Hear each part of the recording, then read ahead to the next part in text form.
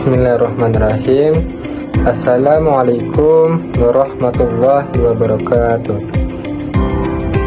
Alhamdulillahirabbil alamin wa bihi nasta'inu ala umuri dunya waddin wassalatu wassalamu ala asyrafil anbiya wal mursalin sayyidina wa maulana Muhammadin wa ala alihi wa sahbihi ajma'in. Amma ba'd. Halo teman-teman semuanya. Halo teman-teman semuanya. Sebelumnya perkenalkan, nama saya Ahmad Abdunan dari Universitas Islam Negeri Hidayatullah Jakarta, prodi Ilmu Al-Quran dan Tafsir semester 3.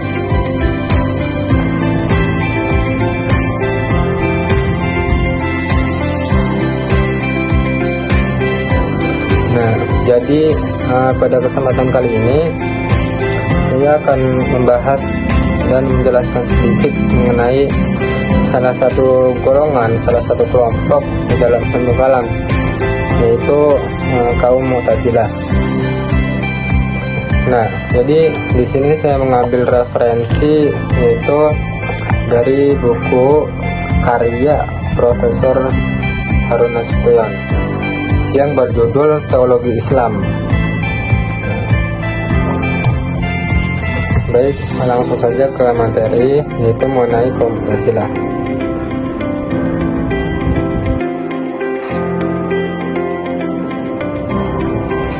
Nah, apa sih kaum Mu'tazilah itu? Serta dari mana kaum Mu'tazilah itu sebenarnya berasal?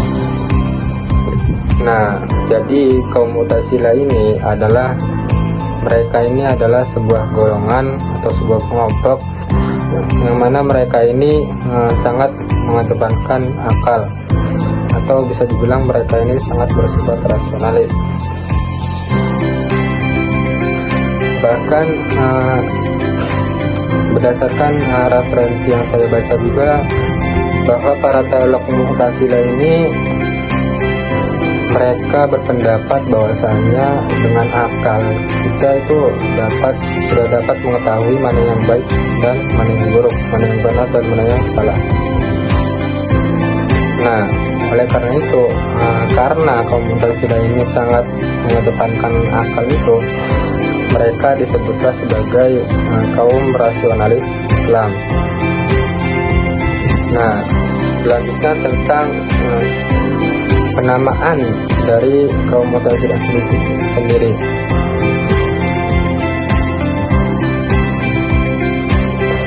Nah, jadi di sini mengenai penamaan dari kaum Mu'tazilah tersebut terdapat beberapa pendapat.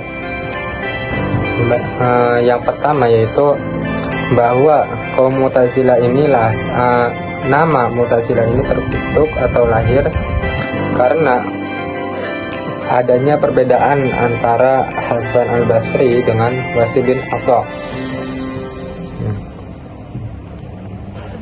Nah, jadi pada suatu ketika terdapat sebuah khalaqah, yang mana khalaqah ini dipimpin oleh Hasan al-Basri di Basrah. Nah, kemudian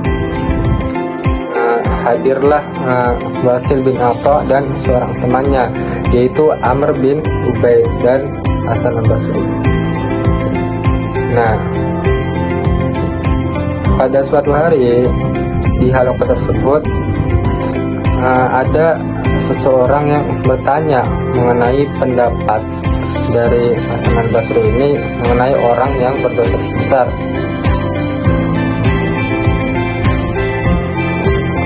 Nah, ketika sebagaimana kaum Khawarij yang memandang bahwa pelaku dosa besar ini sebagai seorang yang kafir, dan sebaliknya yakni kaum Murji'ah yang memandang bahwasanya mereka ini tetap seorang mukmin.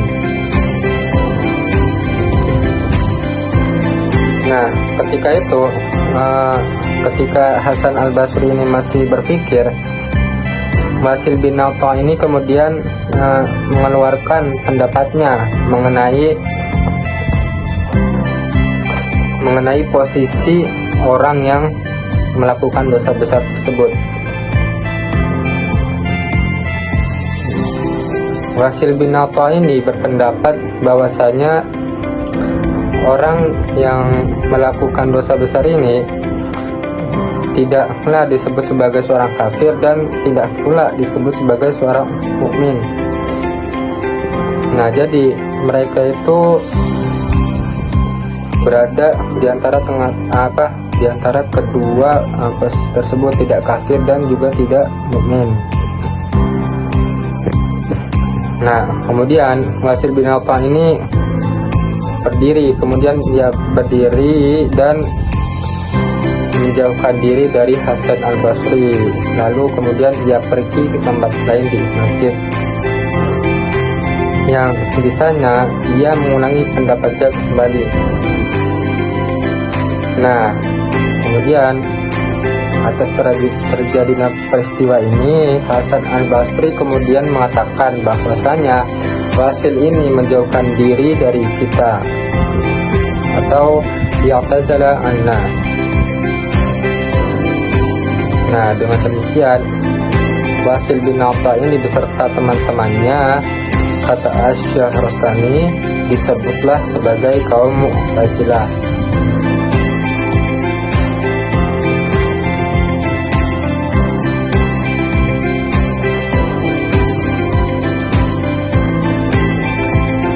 Nah, kemudian menurut Al-Baghdadi, Wasil dan temannya yaitu Amr bin Ubaid bin Bab diusir oleh Hasan al-Basri dari majelisnya karena adanya pertikaian antara mereka mengenai persoalan orang yang melakukan dosa besar tersebut.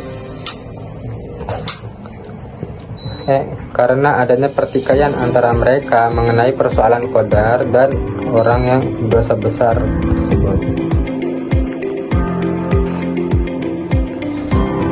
Nah, keduanya ini menjauhkan diri dari Hasan al-Basri dan mereka serta pengikut-pengikutnya disebut sebagai kaum Mu'tazilah karena mereka menjauhkan diri dari paham umat Islam tentang persoalan orang yang berdosa besar. Nah, menurut mereka orang serupa ini tidak mungkin dan tidak pula kafir atau yang disebut al-mansilah bainal mansilatain. Nah, dengan demikian keterangan Al-Baghdadi mengenai pemberian nama Mu'tazilah terhadap ulama ini.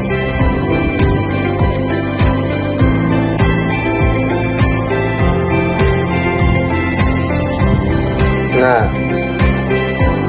pendapat lain yang diberikan oleh Tasyuq Kubra Saddah ini menyebutkan bahwasanya Qatadah bin Da'amah ini pada suatu ketika masuk ke dalam Masjid Basrah dan menuju ke majelis Amr bin Ubaid yang disangkanya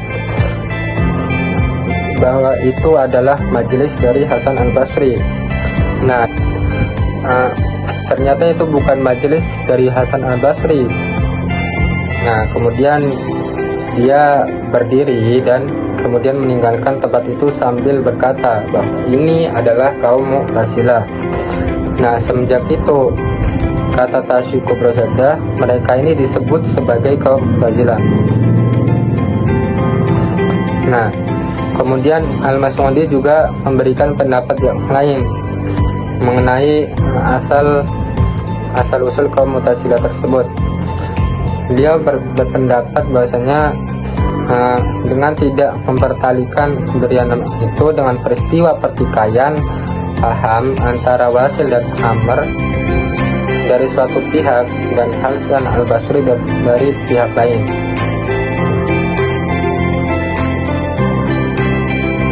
Nah, mereka ini disebut sebagai kaum Mu'tazilah karena mereka berpendapat bahwasanya orang yang berdosa besar ini bukanlah seorang mukmin dan bukan pula seorang kafir, tetapi mengambil posisi di antara kedua posisi tersebut.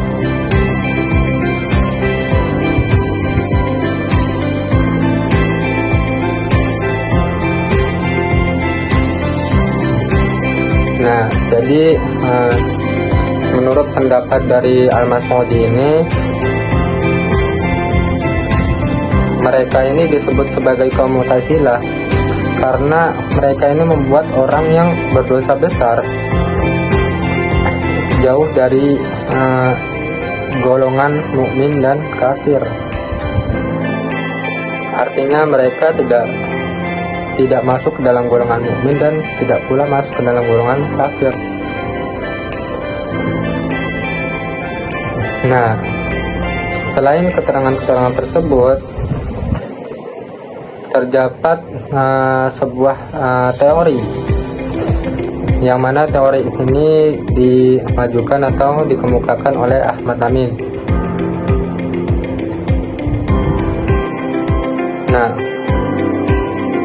Ahmad Amin ini mengemukakan bahwasanya nama Mu'tazilah ini sudah terdapat sebelum adanya peristiwa perbedaan pendapat antara Wasil bin Atha dengan Hasan al-Basri. Dan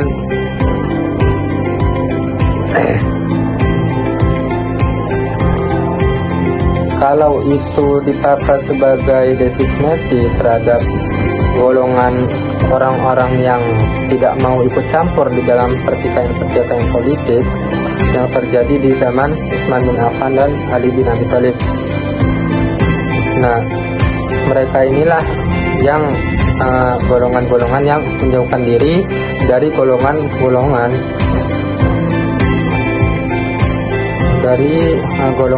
yang saling bertikai. Nah, golongan ini memang dijumpai di dalam buku-buku sejarah. Seperti dalam At-Tabari menyebutkan bahwasanya sewaktu Qais bin Sa'ad ini sampai di Mesir sebagai gubernur dari Ali bin Abi Thalib, ia menjumpai pertikaian di sana. Satu golongan turut padanya dan satu golongan ini mengikutinya, dan satu golongan lagi menjauhkan diri yakni ke Kharbita atau i'tazalat ila Kharbita. Nah, dalam suratnya kepada Khalifah, Qais menamai mereka sebagai Mu'tazilin.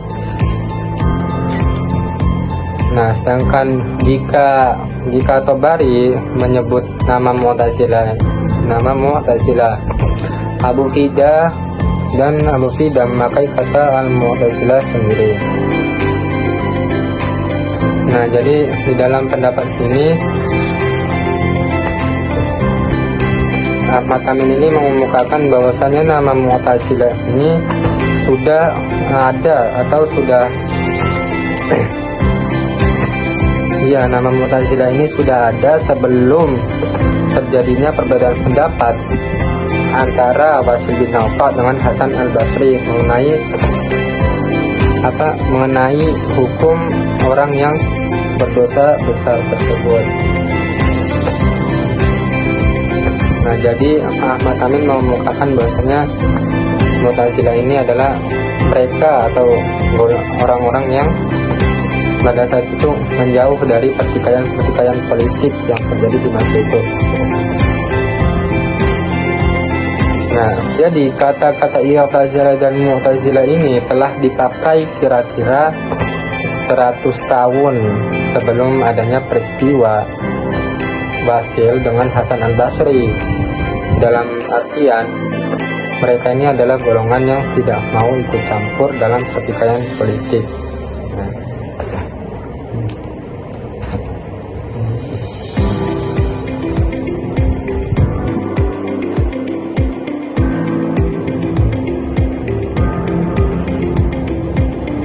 Nah, kemudian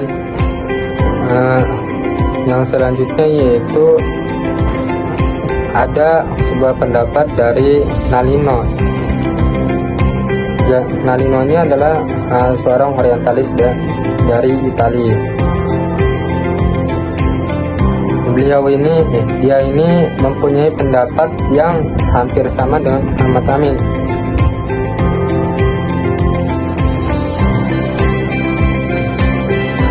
Nadino ini berpendapat bahwasanya nama Mu'tazilah ini sebenarnya tidak mengandung arti memisahkan diri dari umat Islam lainnya sebagai yang terkandung dalam versi yang diberikan oleh Syekh Rostani tadi, Al-Baghdadi dan Tasyid Al-Razada.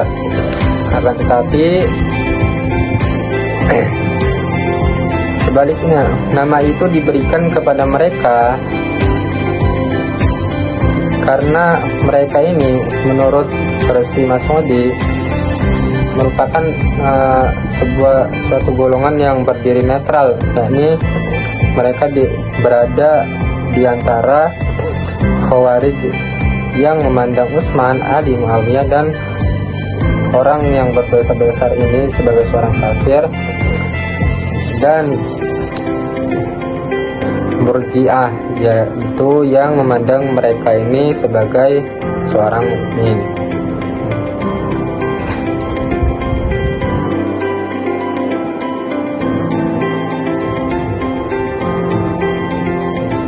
Nah, jadi di sini Nadino ini berpendapat bahwasanya kaum Mu'tazilah ini adalah golongan yang netral. Mereka tidak menyebut pelaku yang melakukan dosa besar ini sebagai seorang kafir sebagaimana kaum Khawarij, dan mereka ini juga tidak pula menyebut bahwasanya orang yang berdosa besar ini sebagai seorang mukmin bagaimana kaum Murji'ah. Akan tetapi mereka ini menengahkan pelaku dosa besar ini. Nah, akan tetapi teori ini kemudian dibantah oleh Ali Sami An-Nashar dengan mengemukakan sebuah argumen bahwasanya terdapat di antara khalifah-khalifah Bani Umayyah yang menganut kaum paham Mu'tazilah.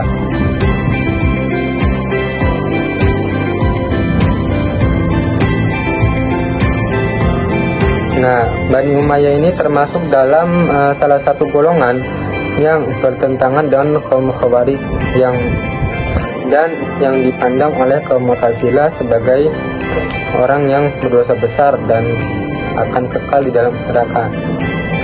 Nah, dengan demikian bagaimana khalifah dari Bani Umayyah ini, tanya An-Nashar, dapat menjadi pengikut bagi golongan yang memandang dirinya berdosa besar dan akan kekal dalam neraka.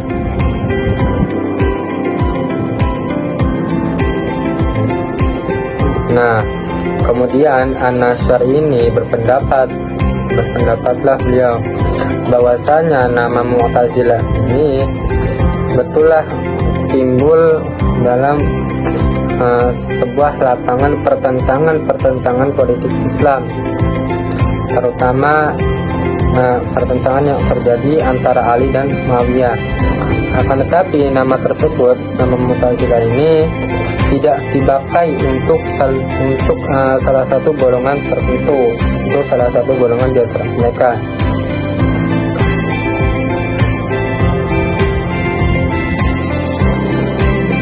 Nah, di sini An-Nashar ini berargumen bahwasanya kata-kata I'tazilah dan Al-Mu'tazilah ini terkadang dipakai untuk orang-orang yang serupa.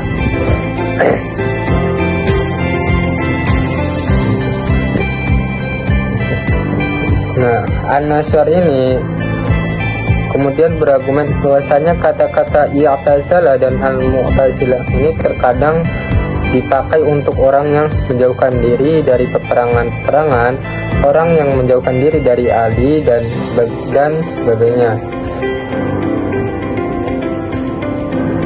Nah, orang yang demikianlah yang pada hakikatnya menjauhkan diri dari masalah umum dan memusatkan pemikiran pada ilmu pengetahuan dan ibadah. Di antara orang-orang yang serupa ini terdapat dua orang dari cucu Nabi, yaitu Abu Hashim Abdullah dan Abu Hashim Abdullah dan Hasan ibnu Muhammad bin Al-Hanafiyah. Dan beliau juga berpendapat bahwasanya Wasil ini mempunyai hubungan erat dengan Abu Hashim. Nah, jadi menurut An-Nasyr ini bahwasanya golongan Mu'tazilah kedua ini timbul dari orang-orang yang mengasingkan diri dari ilmu pengetahuan dan ibadah, dan bukanlah mereka yang bukan dari golongan Mu'tazilah yang dikatakan merupakan sebuah aliran politik.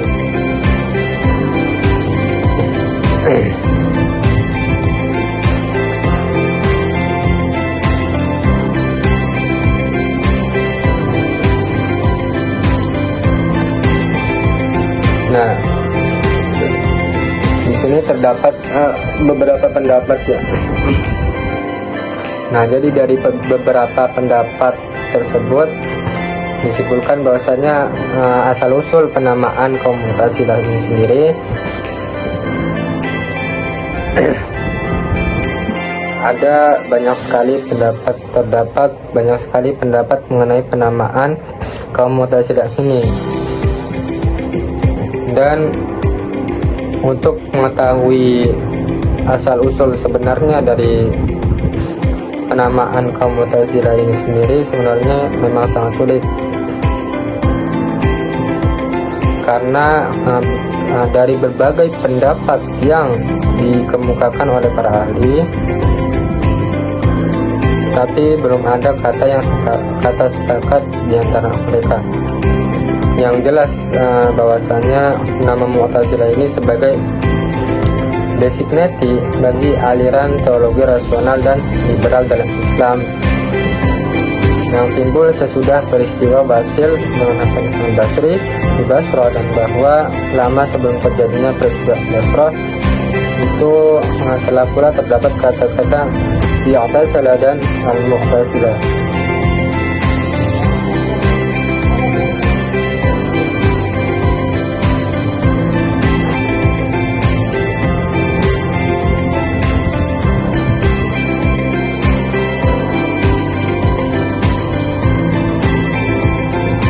Nah, baik, untuk yang selanjutnya yaitu mengenai ajaran-ajaran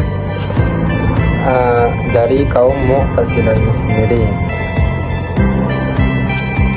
Nah, untuk yang pertama yaitu ajaran dari kaum Mu'tazilah ini sendiri yaitu al-manzilah bainal manzilatain. Nah, berdasarkan yang telah saya jelaskan tadi, bahwasanya kaum Mu'tazilah ini memposisikan pelaku dosa besar ini, mereka tidak sebagai seorang kafir dan juga tidak sebagai seorang mukmin. Yang artinya mereka ini memposisikan mereka sebagai al-manzilah bainal manzilatain, yang artinya posisi di antara dua posisi. Nah, jadi menurut ajaran ini bahwa orang yang berdosa besar ini bukanlah kafir sebagaimana kaum Khawarij yang memandang bahwasanya orang yang berdosa besar ini adalah orang kafir, mereka adalah kafir, dan bukan pula seorang mukmin yang sebagaimana dikatakan oleh kaum Murji'ah.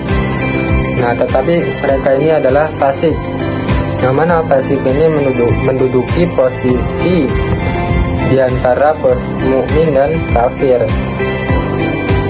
Nah, kata mukmin ini menurut pendapat Wasil merupakan sebuah sifat yang baik dan nama pujian yang tak dapat diberikan kepada orang yang fasik dengan dosa besarnya.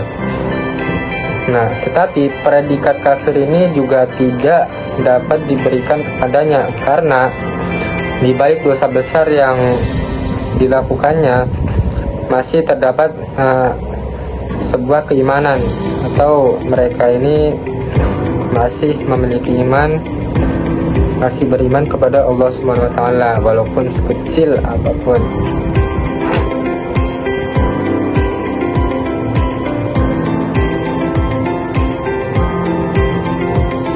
Nah, Wasil berpendapat bahwasanya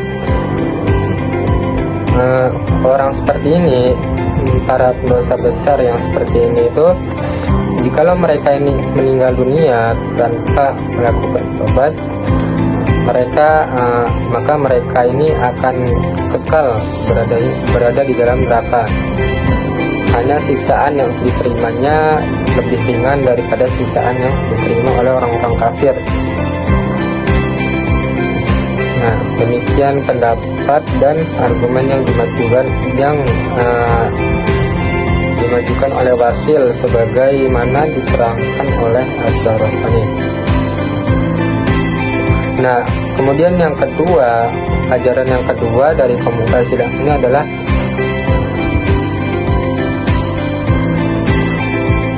paham dari kaum Qadariyah yang mana dianjurkan oleh Ma'bad dan Ghailan.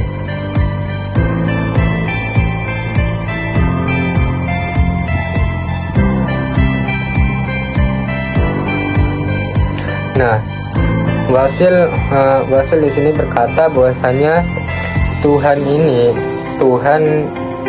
ini bersifat bijaksana dan adil. Nah, maka Tuhan ini tidak dapat berbuat jahat dan bersifat zalim. Dan tidak mungkin jika Tuhan ini menghendaki supaya manusia ini berbuat hal-hal yang bertentangan dengan perintah-perintahnya. Nah, demikian Wasil berpendapat bahwasanya manusia ini sendirilah yang sebenarnya ini mewujudkan perbuatan baik dan perbuatan jahatnya. Nah, jadi menurut Wasil, dalam ajaran kaum Mu'tazilah yang kedua ini, menurutnya bahwa segala perbuatan yang kita lakukan, segala perbuatan yang dilakukan oleh manusia, baik itu baik maupun buruk, perbuatan itu terjadi karena kemauan kita sendiri. Dan perbuatan yang kita lakukan itu tidak ada campur tangan dari Tuhan sedikit pun.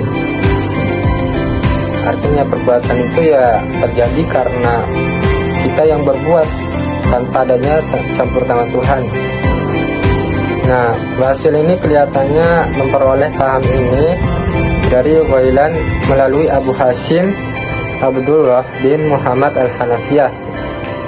Nah, bahkan menurut An-Nashr ini ada kemungkinan bahwasanya Wasil ini pernah berjumpa dengan Ghailan sendiri.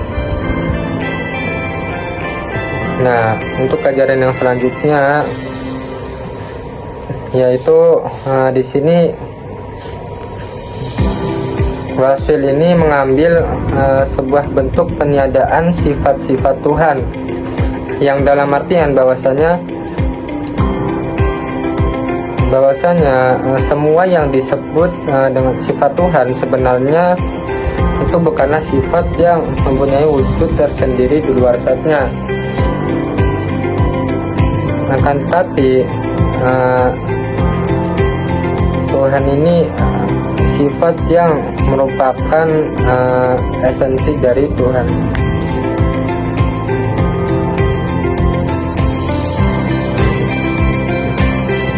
Nah, sebagaimana dikatakan oleh Asy-Syahrastani,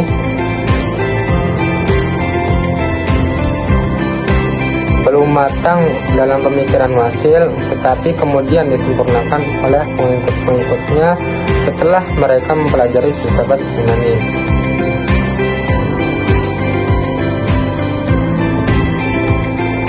Nah, paham peniadaan sifat ini kelihatannya itu berasal dari Jahm, karena Jahm ini menurut Asy'aristani ini beliau ini berpendapat bahwasanya sifat-sifat yang ada pada diri manusia ini tidak dapat diberikan kepada Tuhan, karena itu akan membawa kepada antropomorfisme yang disebut dalam istilah Arab at-tajassum atau at-tasbih.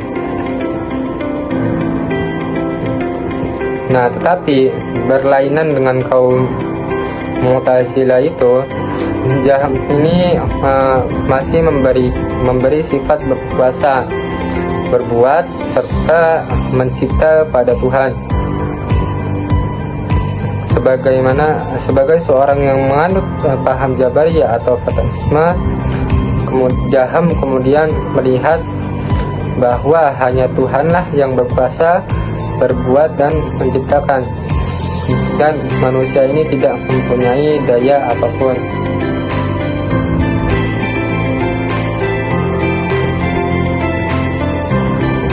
Nah, telah disebut bahwasanya kaum Mu'tazilah ini juga memperbincangkan soal-soal yang ada hubungannya dengan politik.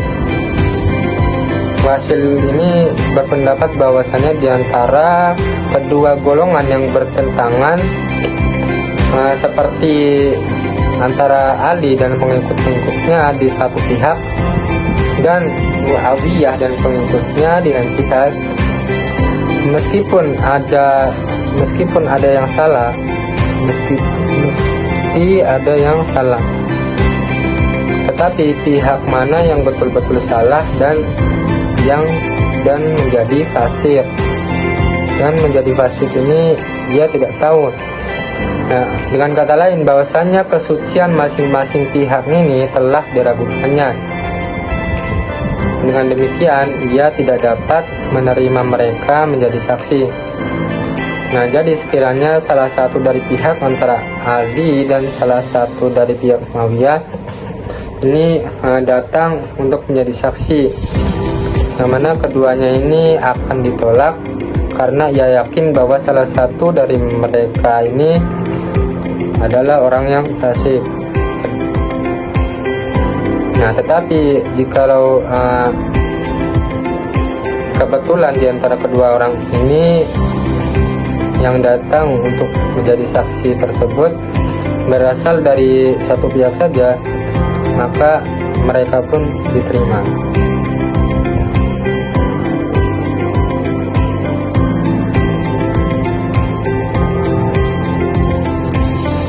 Nah, mungkin demikian mengenai asal muasal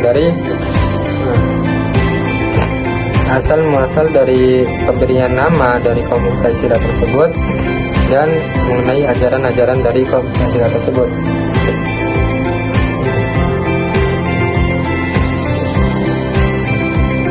Yang pada intinya kaum Mu'tazilah ini adalah golongan atau kaum yang sangat mengedepankan akal, atau mereka ini sangat bersifat rasional.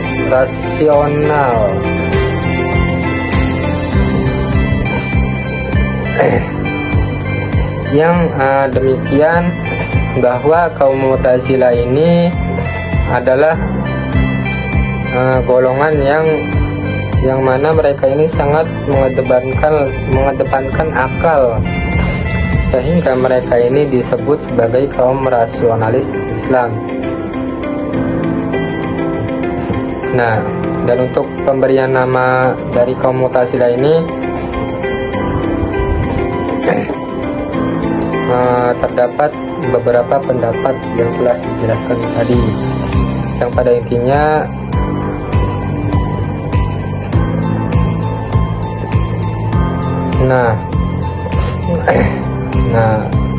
mungkin itulah asal muasal dari kaum Mu'tazilah ini, dan beserta ajaran-ajaran dari kaum Mu'tazilah tersebut, yang mana pemberian nama dari kaum Mu'tazilah ini terdapat beberapa pendapat mengenai pemberian nama dari kaum Mu'tazilah tersebut. Yang jelas, yang pada intinya kaum Mu'tazilah ini adalah mereka atau golongan yang mana mereka ini sangat mengedepankan akal, atau mereka ini sangat bersifat rasional, sehingga disebutlah mereka sebagai kaum rasionalis Islam. Dan mereka ini adalah sebuah golongan yang memandang kaum atau pelaku dosa besar sebagai seorang yang tidak mukmin dan tidak pula kafir, atau yang disebut sebagai al-mansilah bainal mansilatain, yakni posisi di antara dua posisi. Nah, mungkin cukup sekian yang bisa saya bahas dari kaum Mu'tazilah ini berdasarkan buku dari Pak Prof. Harun Nasution ini. Semoga apa yang telah kita bahas menjadi sebuah ilmu yang bermanfaat, bukan hanya bagi saya sendiri, akan tetapi juga menjadi ilmu yang bermanfaat bagi orang lain, bagi kalian juga. Mungkin cukup itu, kurang lebihnya mohon maaf. Wallahul muwaffiq ila aqwamit thoriq. Assalamualaikum warahmatullahi wabarakatuh.